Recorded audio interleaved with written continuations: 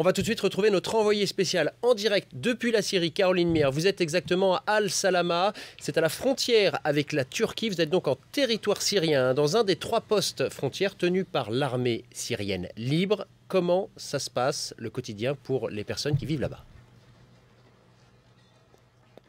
Bien, ce que je peux vous dire, c'est que ce quotidien que l'on découvre ici, il n'a rien à voir avec ce qu'on a pu voir il y a 3 jours. Nous avions déjà fait une incursion en territoire syrien, c'était à environ 200 km d'ici. On avait dû passer par des chemins clandestins, passer entre des barbelés. Et regardez, aujourd'hui, je suis dans une frontière officielle. Et d'ailleurs, la Turquie a joué le jeu. Nous sommes passés d'abord par la frontière turque. Ils ont tamponné nos passeports. Et nous voici donc aujourd'hui en territoire syrien libre.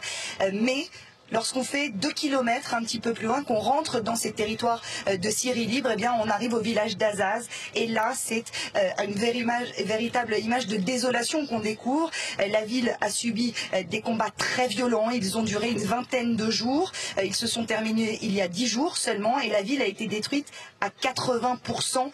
Il y a des impacts de balles dans toutes les maisons, des impacts de roquettes, des toits effondrés totalement.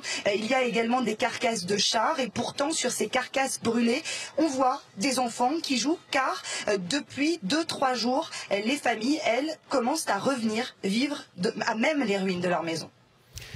Merci beaucoup Caroline Mir, donc en direct depuis le territoire syrien tout proche de la frontière avec la Turquie.